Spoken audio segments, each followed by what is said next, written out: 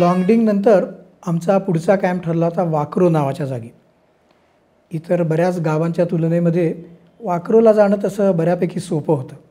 म्हणजे तिनसुकियापासून जेमतेम 4-4.5 तासाचा प्रवास. तिथे पोचलो. नागरिक नेहमीप्रमाणे तयार आमचं स्वागत करायला, आम्हाला मदत करायला. वाकरोमध्ये आम्ही राहिलो होतो एका जोडप्याच्या घरी. पती पत्नी दोघंही शिक्षक. त्यांना एक मुलगी आणि मुलगा. मुलगा अतिशय विकलांग होता. शेजारच्या खोलीमध्ये मी पाहिलं, दिवसभर झोपलेला असायचा. ओरडायचा, तोंडातनं आवाज काढायचा. फक्त त्याच्या आईलाच कळायचं की त्याला काय पाहिजे. पण असं असूनसुद्धा त्या पती पत्नीच्या चेहऱ्यावरती कायम हास्य. काळजी करतायत असा चिंतेचा स्वभाव आहे, चिंतेचा चेहरा आहे, कधीही नाही.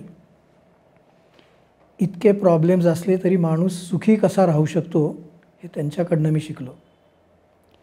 कॅम्प जेव्हा आम्ही सुरू केला ना, तेव्हा आमच्याबरोबर एक 12-13 वर्षाच्या 8-10 मुली काम करत होत्या. सकाळी 8 ते संध्याकाळी 7 आमच्या खांद्याला खांदा लावून काम करायच्या.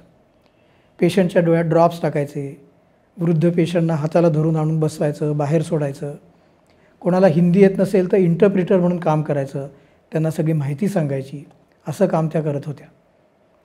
कॅम्प संपल्यावरती मी आणि नयना मुद्दामून बघायला गेलो की या कुठे राहतात मुली. एका घरात या 8-10 मुली एकट्याच राहत होत्या. त्यांचा दिनक्रम काय? रोज सकाळी 5:30ला उठायच्या आणि प्रार्थना करायच्या. सकाळ संध्याकाळ स्वतःचा स्वयंपाक स्वतः करायचा. स्वावलंबन, इंडिपेंडंट लर्निंग हे ह्या मुलींकडनं मी शिकलो. दुसऱ्या दिवशी आमचा वाकरोचा कॅम्प संपला आणि आम्ही घरी जायला निघालो.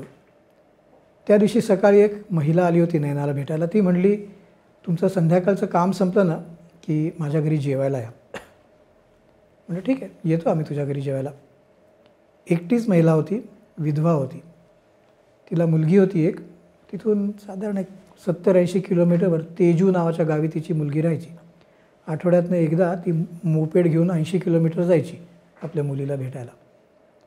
त्या दिवशी पेशंट खूप होते, पण 1 मिनिटभरसुद्धा इलेक्ट्रिसिटी नव्हती. आम्ही असं बंद रूममध्ये काम करतो, अंधार, कारण त्याच्याशिवाय पेशंट तपासता येत नाहीत. त्या बंद रूममध्ये 10-12 तास काम केल्यावर मी अगदी पूर्णपणे घामाघूम झालो होतो. काम संपल्यावरती आम्ही त्या जोडप्याच्या घरी राहत होतो तिथे गेलो आणि त्या महिला हजर, चला जेवायला. माझ्या अंगात अजिबात त्राण नव्हतं. मी पूर्णपणे डिहायड्रेट झालो होतो. मी गेलो आणि अक्षरशः बेडवर कोसळलो. नयनाला म्हटलं, नयना, माझ्यामध्ये त्यांच्या घरी जाऊन जेवण्याची एवढी शक्तीच नाही आता. मी तर नाही गेलो. नयना त्यांच्यावर जायला तयार झाली. रस्त्यावरती एकही दिवा नाही, पूर्णपणे अंधार. शेतातनं ती घेऊन गेली नयनाला. नयनाला म्हणली की मॅडम, अरुणाचल प्रदेशमध्ये आम्ही फक्त भात खातो, आम्हाला पोळ्या बनवताच येत नाहीत. पण सर पोळ्या खातात ना, म्हणून मी कशाबशा पोळ्या बनवल्यात. ती घरी गेली, नयना जेवली आणि तिने नयनाच्याबरोबर पोळ्या बांधून दिल्या माझ्यासाठी. नयना परत आली. खरोखर सांगतो, त्या दिवशी त्या बाईच्याकडे मी जेवायला गेलो नाही. तिने निमंत्रण देऊनसुद्धा माझ्यासाठी कष्ट करून पोळ्या बनवल्या, पण मी दमल्यामुळे तिच्या घरी जाऊ शकलो नाही. या गोष्टीसाठी मी कधीही स्वतःला माफ करू शकणार नाही. माझ्या डोक्यात विचार आला, आपण असे शहरात राहणारे लोक खरं म्हणजे किती दुबळे आहोत. दमून गेलो. साधं जेवायला ह्या बाईकडे मी गेलोसुद्धा नाही.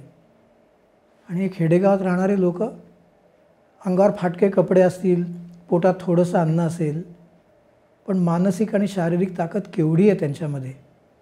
त्यांच्यापुढे आपण काहीच नाही.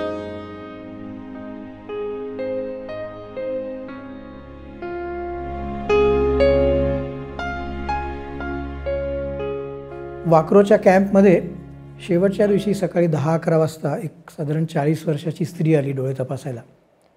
तिने असा पदर चेहऱ्यावरती ओढलेला होता, घुंगट घेतला होता. मी तिला तपासायला गेलो तर ती तो पदर बाजूलाच करेना.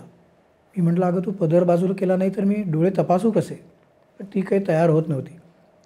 शेवटी मी नयनाला सांगितलं, तू जरा तिच्याशी बोल. नयनाने तिला कसं बसं समजवलं आणि तिने तिचा पदर दूर केला. मी बघतच राहिलो. एवढ्या मोठ्या आकाराचा ट्यूमर तिच्या डोळ्यावरती होता. कधीपासून वाढत असेल तो. पण तिला आपण कोणाला दाखवावं, याच्यासाठी काय करावं ह्याच्यावरती खरंच उपाय आहे का, तिला काही माहितीच नव्हतं. विवेकानंद केंद्राच्या स्वयंसेवकांच्या बरोबर आम्ही तिला गुवाहाटीला पाठवलं, जिथे एक अतिशय उत्तम डोळ्याचं हॉस्पिटल आहे. तिथे तिची शस्त्रक्रिया झाली, यशस्वी झाली आणि ती परत वाकरो नावाच्या गावी आली. माझ्या डोक्यात विचार आला, आपल्या देशात किती विरोधाभास आहे. काही काही भाग म्हणजे असे प्रचंड विकसित झालेले आणि इतर काही भाग अगदी दुर्गम, अगदी अविकसित. पण काम चालू आहे. अरुणाचल प्रदेशमध्ये भारतरत्न भूपेन हजारिका सेतू, दंबोक पूल असे लोहित, ब्रह्मपुत्रा नद्यांवरचे मोठे आणि उत्तम पूल आहेत. एकेकाळी एका बाजूनी दुसऱ्या किनाऱ्याला जाताना 7-7, 8-8 तास लागायचे. आता या नवीन पुलांच्यामुळे एक 1.5 तासात दुसऱ्या बाजूला आपल्याला जाता येतं. ही खूप मोठी डेव्हलपमेंट आहे. अरुणाचल प्रदेशमध्ये काही खूप छान रस्ते आहेत, काही बरे रस्ते आहेत, काही वाईट रस्ते आहेत, काही ठिकाणी जायला रस्तेच नाहीत. पण काम मात्र चालू आहे. 5 वर्षात मी पाहिलेलं आहे की हे काम कसं चालू आहे ते. आणि त्यामुळे मला खात्री आहे की हा भाग कितीही अविकसित असू दे, पण तो नक्कीच विकसित होईल. I am sure that one day we will definitely reach there.